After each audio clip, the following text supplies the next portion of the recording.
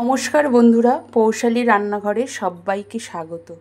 আমার আজকের রেসিপি দই বাটার সোয়াবিন।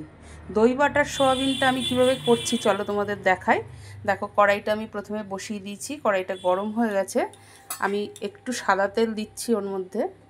কড়াইতে সাদা তেলের সাথে আমি একটু বাটার দেব।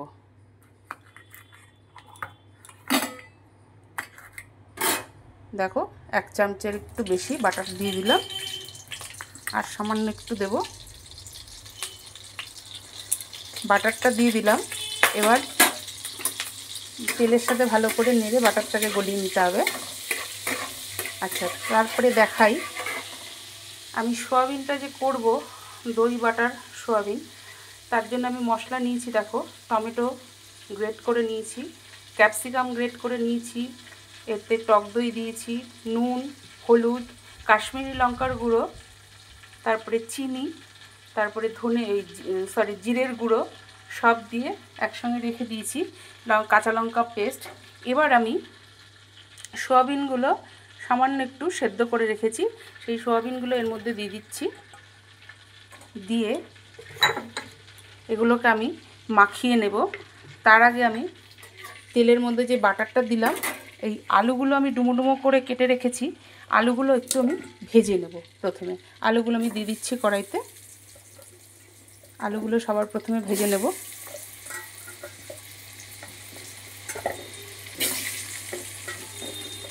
দিয়ে দিলাম আলুগুলো সব। এবার আলুগুলো আমি লাল লাল করে একটু ভেজে নেব। ফিরে আসছি পরবর্তী স্টেপে।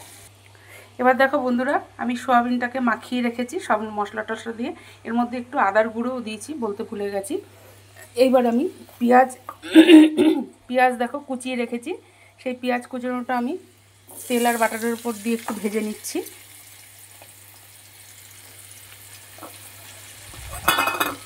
আলুগুলো সাইডেই রেখে দিয়েছি, আর পেঁয়াজগুলো আমি এক সাইড দিয়ে ভেজে নিচ্ছি। পেঁয়াজগুলো একটু হালকা লাল লাল করে বাদামি করে ভেজে নেব।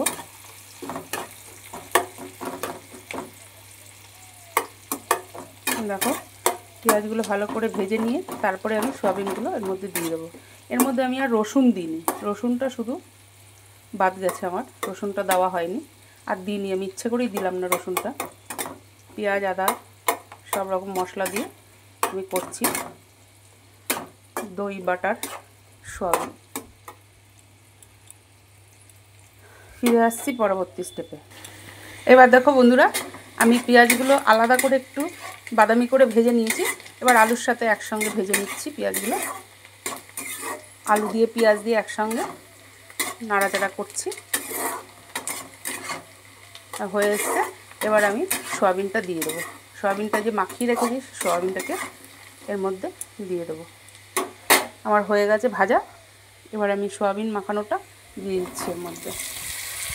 এটা আমার সম্পূর্ণ নিজস্ব রেসিপি বন্ধুরা, নিজের মন থেকে বের করে আমি রেসিপিটা করলাম, তাই তোমাদের সাথে শেয়ার করছি। দেখো, এরকমভাবে তোমরা একবার করে খেয়ে দেখতে পারো। আশা করি তোমাদেরও খুব ভালো লাগবে। যদি ভালো লাগে তাহলে একটা কমেন্টে আমাকে জানিও কেমন লাগলো। আর তোমরা কে কেমনভাবে সোয়াবিন রান্না করো সেটা আমাকে কমেন্টে জানাবে। কে কোথা থেকে আমার ভিডিওটা দেখছো সেটাও কমেন্টে জানাবে। আমার ভিডিও যদি ভালো লাগে তাহলে একটা লাইক কমেন্ট শেয়ার করে পাশে থেকো। দেখো, এবার ভালো করে একটুখানি কষিয়ে নিয়ে তারপরে আমি ওই কাশিটাকে ধুবো জল দিয়ে, তারপরে কাশিটা ধুয়ে দিয়ে দেবো। জল দিয়ে রাখলাম, কাশি ধুয়ে জলটা দিয়ে দেবো। খানিকক্ষণ একটু কষানো হোক, সোয়াবিন আলু পেঁয়াজ মশলা সব একসঙ্গে দিয়ে কষিয়ে নিয়ে তারপরে কাশি ধুয়ে আমি জলটা দেবো। ফিরে আসছি পরবর্তী স্টেপে। এবার দেখো বন্ধুরা, আমি কষিয়ে নিয়ে সোয়াবিন টোয়াবিন সব কষিয়ে নিয়েছি, নিয়ে জল ঢেলে দিয়েছি কাশিটা ধুয়ে। কাশিটার মধ্যে মশলা লেগেছিলো, সব কাশিটা জল দিয়ে ধুয়ে একবারে ঢেলে দিয়েছি। এবার আমি কড়াইটাকে ঢেকে দেবো, আর এর মধ্যে আমি গরম মশলাও একটু দিয়ে দিয়েছি। কড়াইটাকে ঢেকে দিচ্ছি। ফুটে উঠলে ফিরে আসছি পরবর্তী স্টেপে। দেখো বন্ধুরা, ঝোলটা ফুটে উঠেছে, আমি ঢাকাটা নামিয়ে দিয়েছি। এর মধ্যে 4টে মাছের ডিমের বড়া ছিল মেয়ের জন্যে, ওই 4টে বড়াও আমি এর মধ্যে দিয়ে দিয়েছি।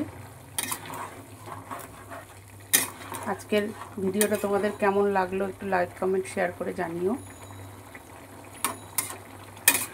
দেখো আলুও সেদ্ধ হয়ে গেছে, সয়াবিনও প্রায় আমার হয়ে এসছে।